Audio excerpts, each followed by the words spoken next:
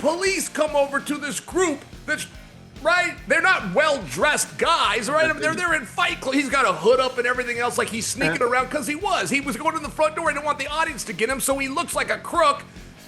He almost didn't make the fight.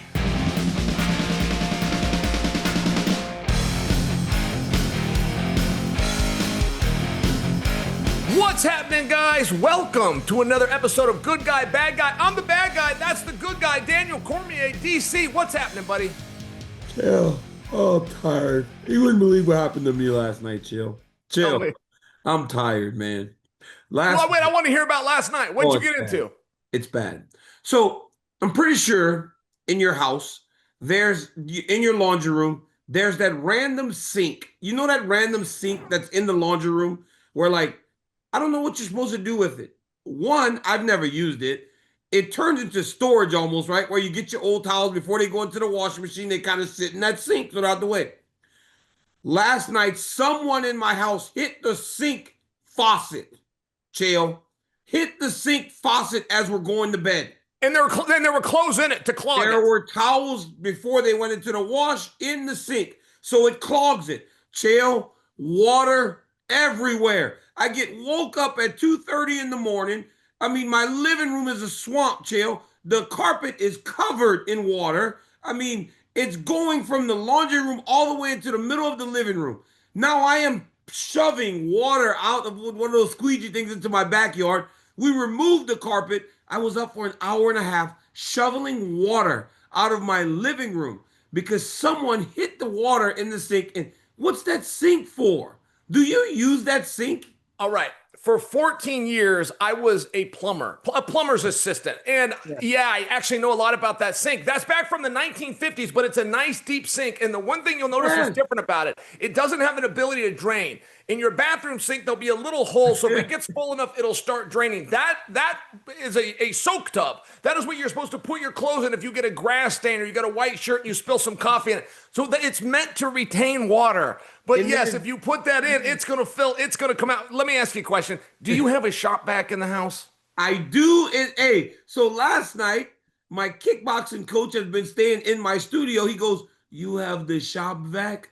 I said, "It's 3 in the morning. Where the sorry, 3 in the morning. Where's the shop vac?" I'm like, "Where's the shop vac?" So instead of grabbing the shop vac, I'm shoveling water out of the house. It was a nightmare. An hour I spent.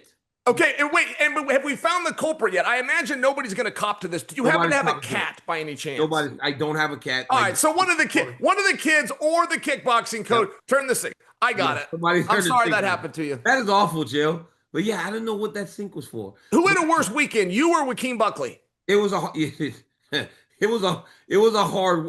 work, but I could not imagine it was worse than what Buckley went through. You know who else worked hard was Kamaru Usman to get that victory. Watching Kamaru Usman in that fight, Chael, what did you make of his performance? Because I'm telling you, I feel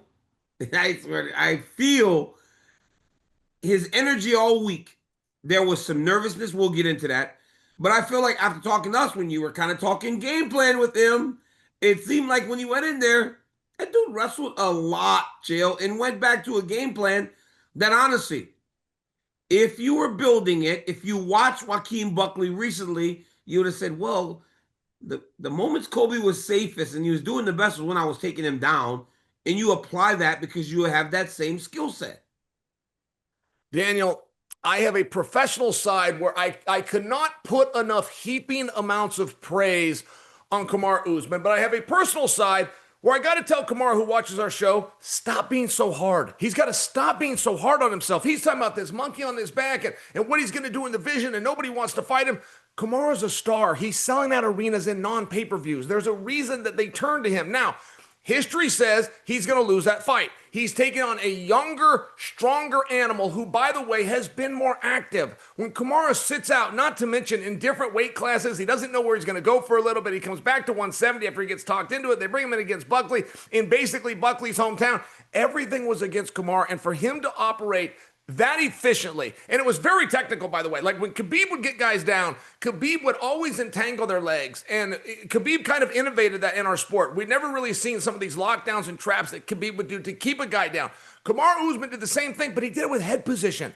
Every time he took Buckley down, he would pull back, he would place his head before anything else. Before he even threw a little soft shot to the rib or a big elbow to the face, he would place his head. The next thing that he would do, for Buckley to get up, Buckley's got to post a hand at some point and start to gain elevation. Kamaru would wait for it. He'd grab the hand, he'd pull it back out. So now Buckley's just trapped, and Kamaru was so disciplined. That's a disciplined game because the crowd's not loving it.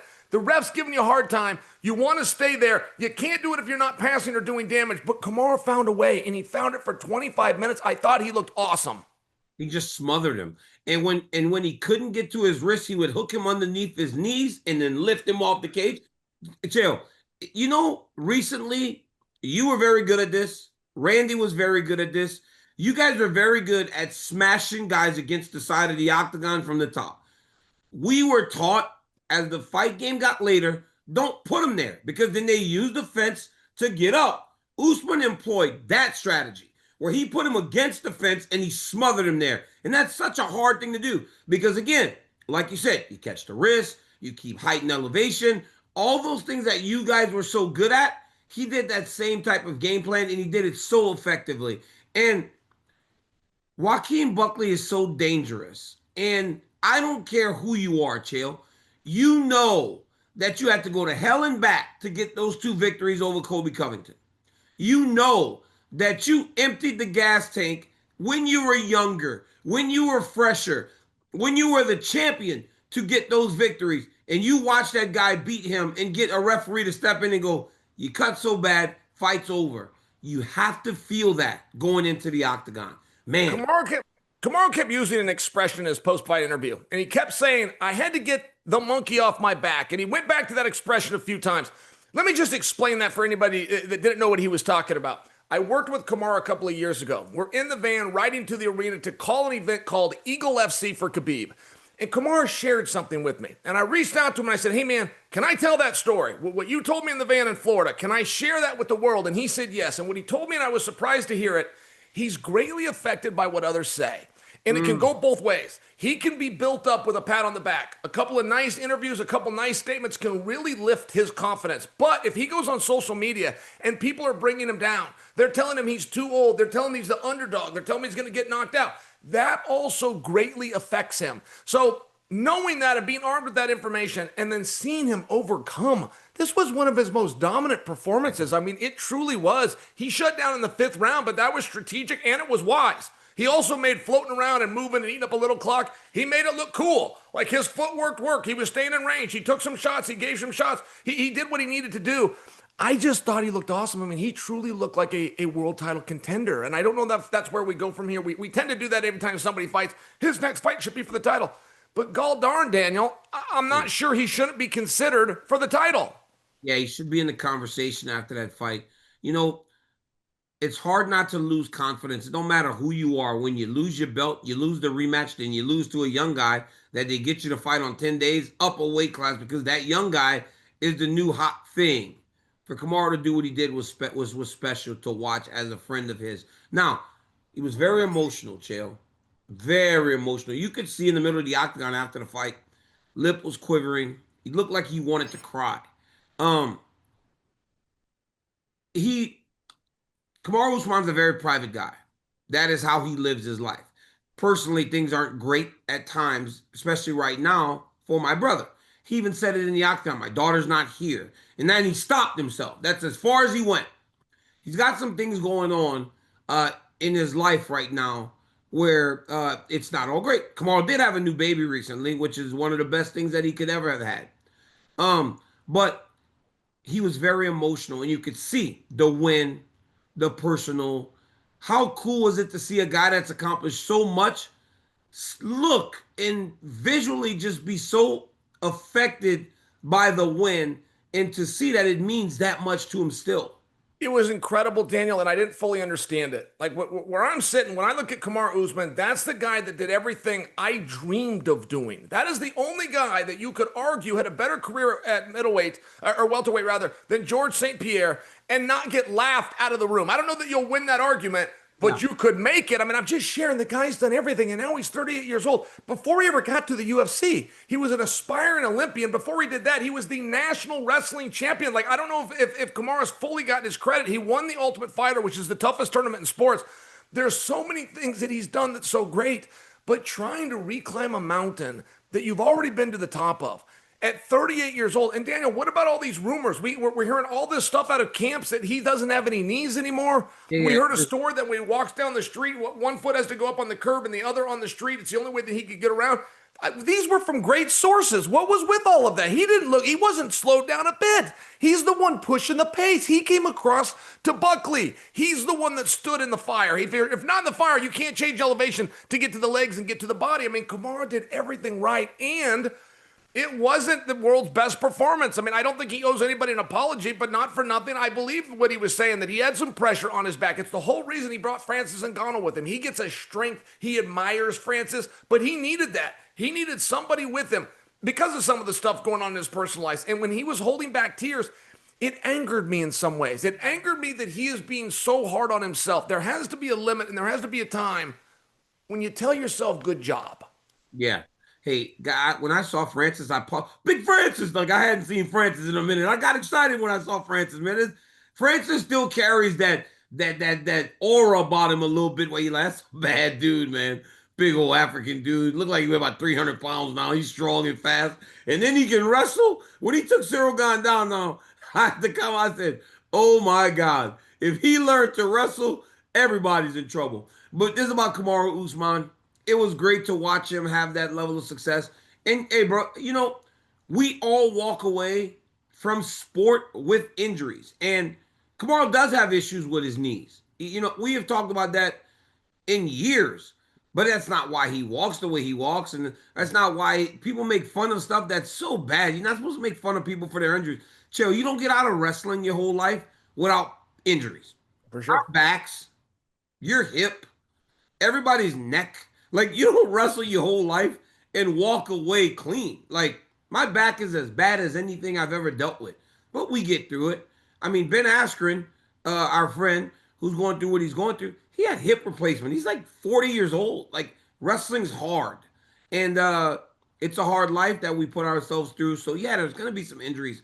But you do fight in the way that Usman did, you get through that. And I think that is actually a testament to the mindset of the guy and the wrestlers that get through what they get through on a daily basis. Because a lot of days, Joe, how do you feel when you wake up in the morning? Are you like great, or like is your back hurting, like your arms, neck?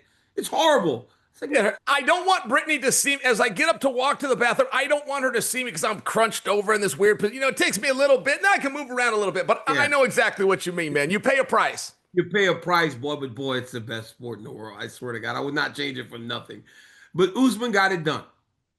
We talked about him fighting the best. He called out the winner of Jack Della Maddalena and Islam Makhachev. Could I ask you, we'll talk about him in the title fight, but how interesting is it that he's like, hey, I'll fight Islam. Hey, Bilal Muhammad and Islam were friends. They both were managed by Ali. They didn't want to fight. Ali does a pretty good job of keeping his athletes away from each other.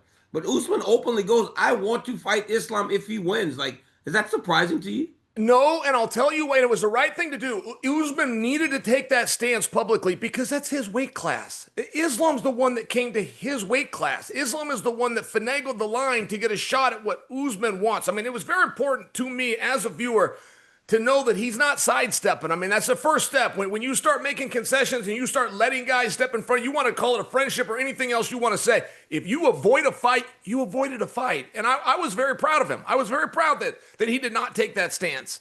And, before Usman gets that belt, or rather Islam gets that belt, there's going to be some work to do. It turns out Jack's a little better than we thought. Hey, Daniel, I just got to tell you a quick story because I don't know if you saw this. No. This came on social media, and the show's running on ESPN. Buckley doesn't make the van. So the way that works, all the fighters stay in the same hotel. Okay, you get in the van. The van's got a press pass. The van has access to get through security. Whoever's in the van automatically gets to roll.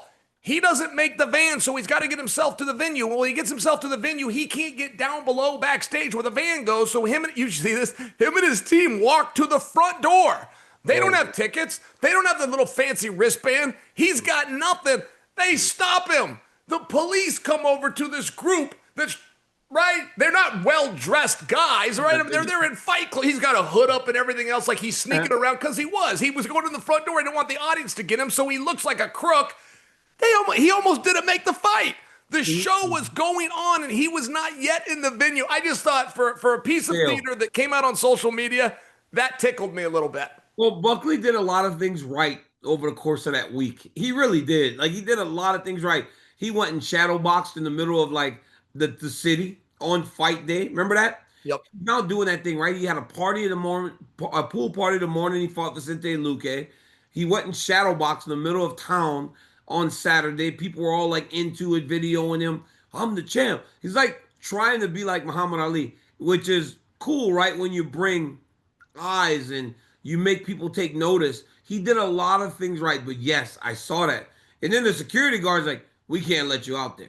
And Buckley's like, hey man, we need somebody to he said, we need somebody to escort me down. Wherever the dude's like, we ain't got nobody right now. So that was crazy. I don't know what happened because the video cut off or whatever. Chill. Let's match make 170. 170 pounds. We know that Jack is fighting Islam Makhachev. But what are we doing with Bilal? What are we doing with Sean Brady, Shavkat? What are we doing with Kamaru Usman, Ian Machado Gary, and the rest of the division? What do you do next for Kamaru Usman? It seems like right now would be the ideal time to match him and Bilal Muhammad. If you're trying to get right to the title, one strategy that you could at least look at, because as much as I think that Kamaru impressed us, he still had those opportunities. The UFC will try to give those opportunities and create parity and offer those chances around. So as you get a little older and you've been there, getting back to a title shot, historically speaking, is just more difficult. I think one strategy, because I do believe Shavkat to be the true number one contender. I do believe when Shavkat comes back, he's probably going to walk right into a title fight. And I do believe between Islam and Jack, and this is open for discussion, I think Shavkat is the alpha male in that room. I just think he's the right size, and I think he matches up really well. I offer you that because I think that Kamaru could come out publicly and start going after Shavkat, saying, let me fight him for a number one contendership, of which if he won, I think he would be granted. But even absent of getting that fight, should Shavkat walk right into a title fight, Usman's now still aligning himself with one of the top two guys. And I think strategy-wise, if he could align himself properly with Shavkat, and nobody's going to ask for that job, nobody out there is going to ask to fight Shavkat. If he could come in and somehow get some business with him, it could pay off big. Do you think that people are going to be more willing to fight Shavkat now that Ian Machado Gary fought him better? I mean, he didn't almost beat him. Let's not get it twisted. He lost 4 rounds to 1, I believe. But he fought him, and it didn't look as one-sided as some of the other Shavkat fights. So does it feel like a little bit of that like allure is off of the Shavkat Rakhmonov corner? In some ways, but not necessarily to the hardcore fan. The hardcore fan that got armed, the hardcore fan that watches our program, got armed with the information that Rakhmonov was hurt going into that fight. Now, whether he was or whether he wasn't, he sold that to the public well enough, and then he took a break to heal these injuries. It was very believable, and he was very hurt. I'm just sharing. Whether the audience accepts that or not, I think that bought him a little bit of grace. And now he's had, 18 fights, and only one of them went the distance. He's had 18 fights. He's only lost 1 round. He's still pretty damn intimidating where I'm coming from. He's the best, man. That dude is so dangerous. He's so scary. Let me tell you how I would do it. If I'm Kamaru Usman, if I can, right, financially and everything, and I'm okay with it mentally, I say I'll just wait and hopefully get a title fight. I don't imagine they'll give it to him. He will need to do more work. What I'm not doing is I'm looking at the top 5 and I'm going, or top 3, and going, which one do I want at number 5? Who I want is Bilal Muhammad, because you don't want Sean Brady. Sean Brady's crazy and he's young, and it'd be like fighting Joaquin Buckley again. You stay away from Shavkat because he's so dangerous. I think you try to fight Bilal because you would hope that you're fighting another guy that's a little bit older, another guy that's been around, a guy that you know and familiar with, and you got the heat. You fight Bilal. It's a big fight no matter what card they put it on. That could walk you into a title fight. I forgot about that. DC, I forgot, and you were smack in the middle of that. Those two got into some dust up doing a podcast, and Blahal was the guest. Blahal was Kamaru's guest, and Kamaru goes heel on him. I remember you breaking that down now a couple of weeks ago, and okay, you're already starting to convince me. But one thing that we are agreed on is it's something big. When the big stars and the big names get brought in, they get pulled off a pay-per-view, they get asked to go to a fight night, they sell out an arena, and they're asked to take on a guy who's extremely tough, but not perceived as tough as the other guys that they've been facing. The UFC generally will only ask a guy to do that once. And if the guy answers the call and he succeeds, he will go right back into the fellow stars. And the guys that you mentioned, Blahal Muhammad, these are stars. Leon Edwards, who nobody's talking about. I know they're not going to go make that match, but there are stars there, and Kamaru will be back playing with a star. Usman Muhammad. Brady versus Machado Gary. That's a good one. Brady needs another one. Shavkat Rakhmonov as your alternate fighter. Islam versus Jack into the title fight next. Joaquin Buckley also deserves another opportunity for a big fight. I think Joaquin Buckley should get Leon Edwards next because he has earned an opportunity to stand amongst those guys now after what happened last weekend. So Buckley, right? He's brash. He's loud. He's cool. He actually is not that bad. Before cool. It was annoying, but now it's like, hey, didn't we have heat with him? Didn't he call us a couple of hoes one time? Oh, that was the guy. Yeah, he was so small at that time. I genuinely forgot that was him. He called us a couple of hoes. He did.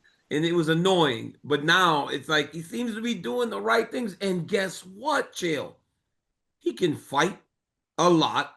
And this dude is in shape. That was probably the most impressive thing to me, was that after going through as hard of a fight as he had, and he was able to still fight at the rate that he fought in the 5th round, that was crazy impressive to me watching Joaquin Buckley.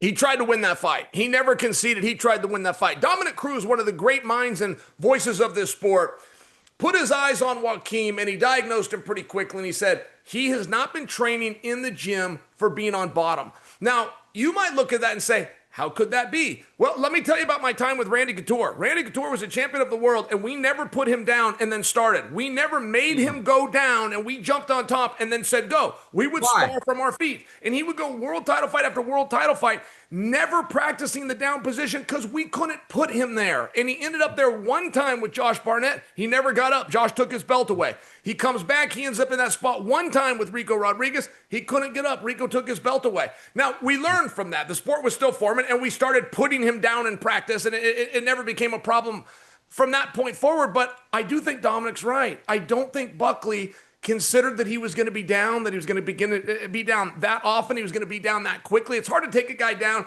that's a very good wrestler, and Buckley is. It's hard to take a guy down once he's sweaty. And these guys were dripping in sweat, 3 and 4 minutes in. It made what Kamaru did that much more impressive, but it also made what Dominic Cruz was analyzing. It makes me believe that he's right. I do think that Buckley, who's his own head coach, that's a problem, Daniel. When you're trying to steer that ship yourself, and even when I'm looking at the band of misfits trying to sneak in with the hoods on, making a funny video on Twitter, bro, you gotta stop. I don't recognize any of them. I don't go, hey, that guy was an NCAA champion. I remember when that guy was in Abu Dhabi. He got some buddies together and they got a gym. Okay, I missed what? No, bro, Sean Bunch called me yesterday. Sean in the corner? Sean Bunch called. No, he could have been. No, he would have been better off in that corner. Sean Bunch called me yesterday. He goes, hey, I remember you telling me that Buckley dude could fight. He said, that brother's tough and he's in shape. He said, but I knew one thing. I said, why? I said, what, Sean? He said, when I saw all those brothers in his corner, I knew he wouldn't be able to wrestle. I swear to God, he said that. He goes, I knew he wouldn't have no ground game because he had a whole bunch of brothers in his corner, and none of them looked like they could grapple. So what you're saying is exactly what Bunch said a little bit. Bunch is right. I mean, there was no cauliflower ear on these guys. I didn't recognize the guy. That was a former fight. I understand that. I had a band of misfits sometime myself, put my uncle in my corner, rest his soul. I mean, sometimes you do these things, but when I was looking at Buckley and then I was listening to Dominic, I'm saying, man, Dominic hit this right on the head. Buck was never forced in that position. He never elected to be down. Nobody wants to be down. Nobody wants to start around and have fresh guys rotate on you every 2.5 minutes or whatever it might be to work on that down position. It's a hard thing to do. It was a lesson learned by Buckley. It's something that I think he will change moving forward. I know when Randy did, just change it in practice. Randy stopped getting put in that position. You go down, and not only do you go down because people can't really hold you, you put yourself in the worst possible positions. I would literally put myself, hey, bro, you know what Khabib and I and Kane would do? We would put two guys on us on the top in our bike workout, that airdyne we do. So you would have a guy grabbing at your legs and a guy kind of hanging over the top, and you'd have to fight your way up to your feet. Now, what do you mean during the airdyne? Huh? What do you mean during the airdyne? You're on a bike? So we do the 1 minute hard, and then we do those wrestling and stuff drills on the side, like in between rounds. Some of those rounds were two guys trying to hold us down. That's intense. Crazy. But yeah, you got to be so efficient off your back that you don't get held down like that. But again, I was very impressed by Joaquin Buckley. And in very few cases, a guy comes out better after he loses. I feel like that's what we're looking at with Joaquin Buckley, because I think he fought well. I think he was very brave in the 5th round. He showed that he can go 25 minutes with one of the best fighters in the world. He just looked like he belonged. And he looks like he's one or two things. Seriously, Chael, I swear to God, there were a few positions in wrestling. I told this to Usman yesterday. I said, you got to his legs, and because he hasn't wrestled his whole life, I knew you would finish. I said, hey, Kobe would have defended that. When you grab one leg, Chael, they all know how to defend double legs. But if you grab one and you start moving to one finish, to the second finish, or you run the pipe, then you double off, and all those things that we develop as young kids and then up through college and high school, a lot of the MMA fighters don't get that. But if Joaquin Buckley can pick up a couple of those little details where he's not getting taken down, he's going to be a real problem for anyone in that weight class. And I feel like Joaquin Buckley after Saturday is honestly better off even if he lost the fight. I see it that way too. He also came out yesterday and he declared victory.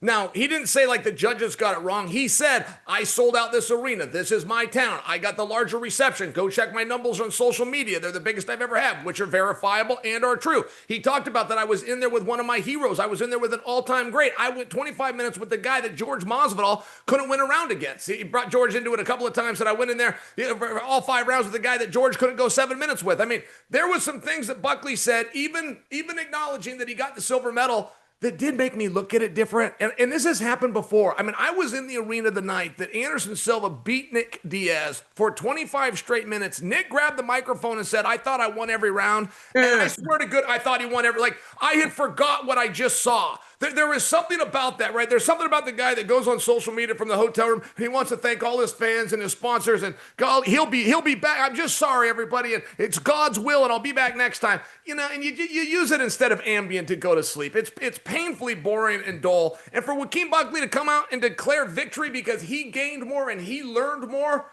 man, I just thought he played his cards right. I hate that, Joe. That's literally one of.